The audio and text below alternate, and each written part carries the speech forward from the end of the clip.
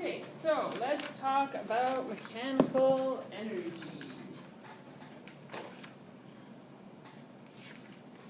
Okay, so mechanical energy is defined as the energy due to the motion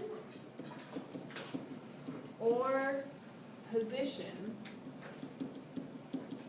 of an object. So how much it's moving or where it is at. Now that should sound familiar. What does moving energy mean? Moving energy means kinetic, right? And what is position energy? Potential. So, since an object can have both kinetic, I did not spell that right, kinetic, or potential energy, at the same time, it can also be defined as the sum. So sum means adding, right? The sum of the kinetic and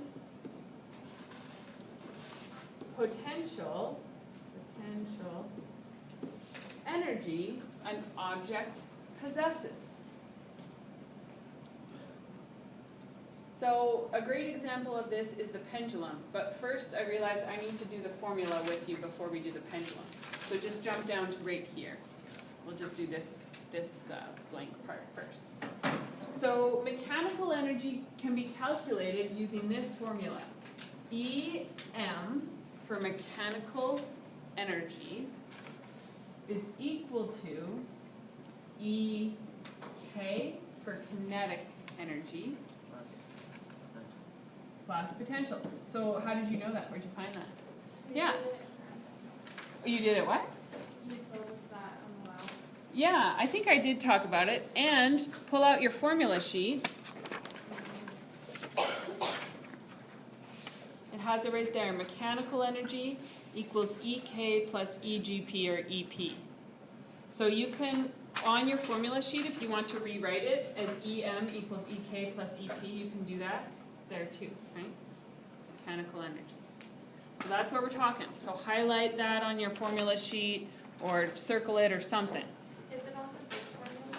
Yes, so let's look on our big formula sheet too and let's see where it is on there. I think it should be. I think it is. So let's find out where it is there. Maybe not. Okay, we can write it Yeah, I don't think it is on your other formula sheet, so you can write it in. But I will give this one to you on a test too, so you'll be good with that.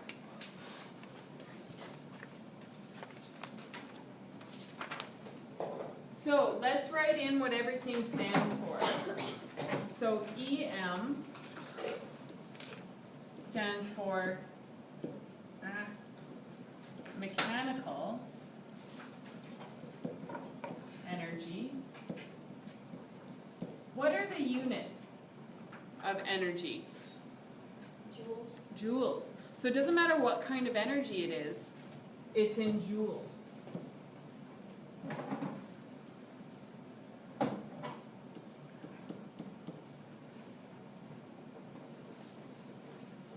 I said mechanic energy. Mechanical. Energy. Yeah, that's a good point. Okay, so what does EK stand for? Kinetic energy. And it's measured in joules as well. And we also need to keep in mind the formula for kinetic energy. What is it? Okay, plus 1/2 Half mv squared, right? Remember that? That's on your formula sheet too. So anytime it talks about kinetic energy, EK, you have to think that formula. Then our EP potential. is our potential, yeah.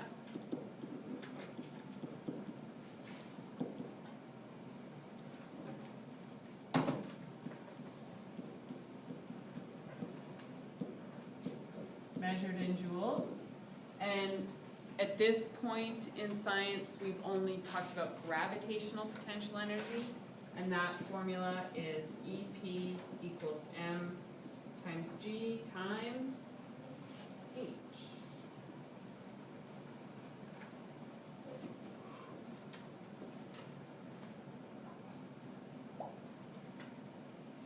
On a lot of the questions, it's EGP. Does that make a difference? Is that just? No, so if you see on the questions where it says EGP, that just means gravitational potential energy. It's just being specific. So it's like saying, oh, that's some pop, or you say, oh, that's some Coca-Cola pop, right? It's just being specific about what kind of potential energy it is. Yeah. Okay. So do you have any space left in this area? Do you have? So, well, if you can, actually we can put it down below. No, never mind. Just leave it. I'll just leave it there. Okay? So now, kind of like how we did the giant pendulum, right? Last Friday together. This is the giant or any pendulum is a really good example of mechanical energy and how it changes. So say we have our pendulum hanging down,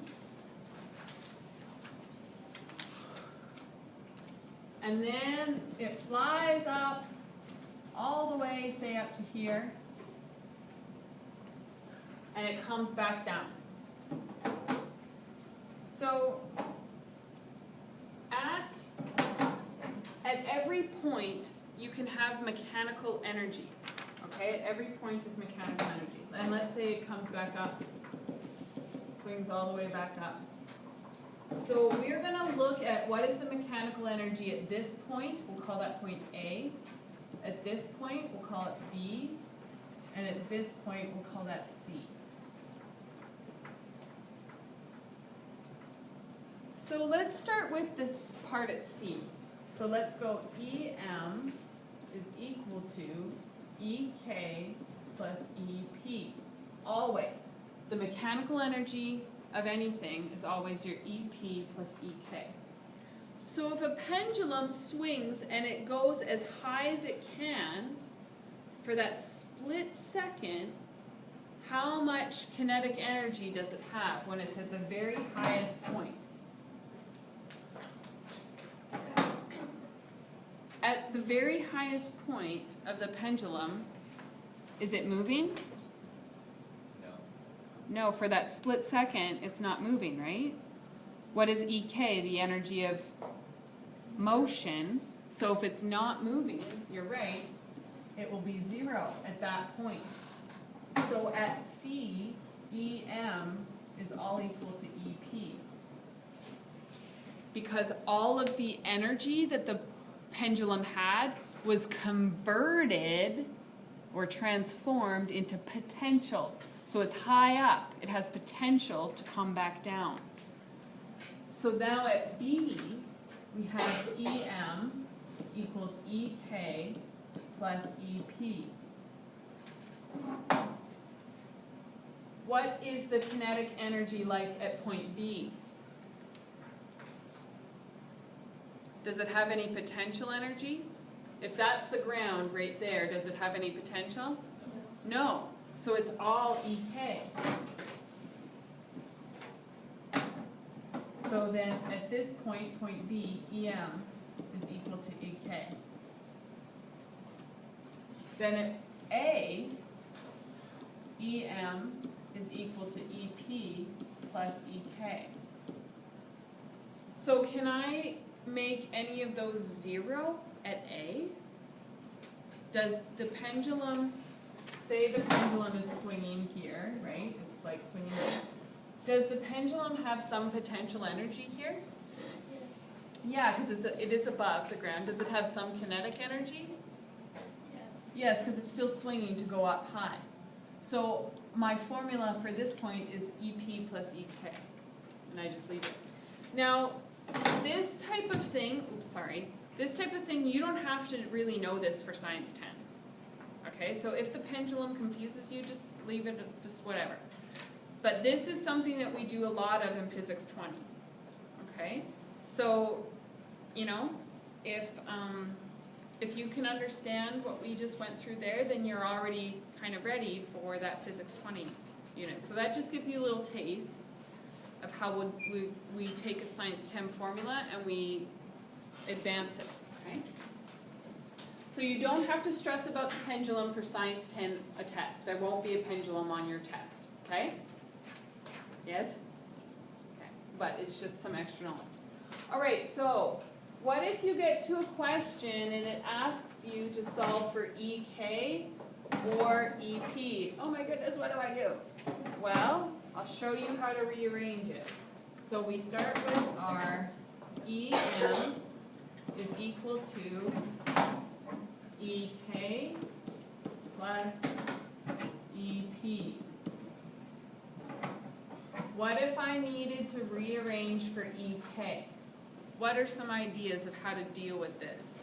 Yes, Carson?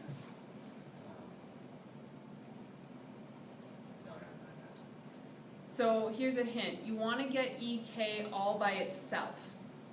What is EK attached to? Yeah, Sebastian? If you do EM, take away EP, won't get EK. That's right. Because EK is, right now it's attached to EP with an adding sign.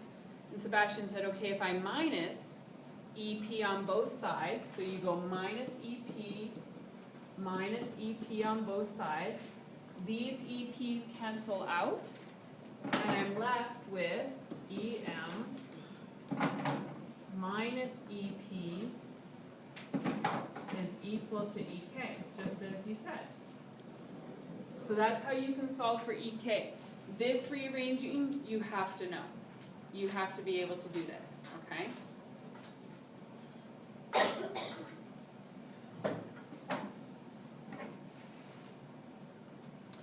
So what if instead I have,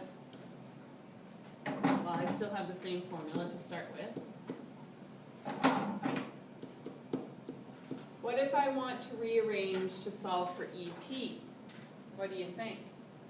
Do the same thing and take away EK? Yeah, do the same thing except take away EK. Yeah, I want EP all by itself. Right now it's attached to EK with a plus. The opposite of adding is subtracting. So you take away EK from this side, take away EK from this side, these EKs cancel out, and I'm left with EM minus EK is equal to EP.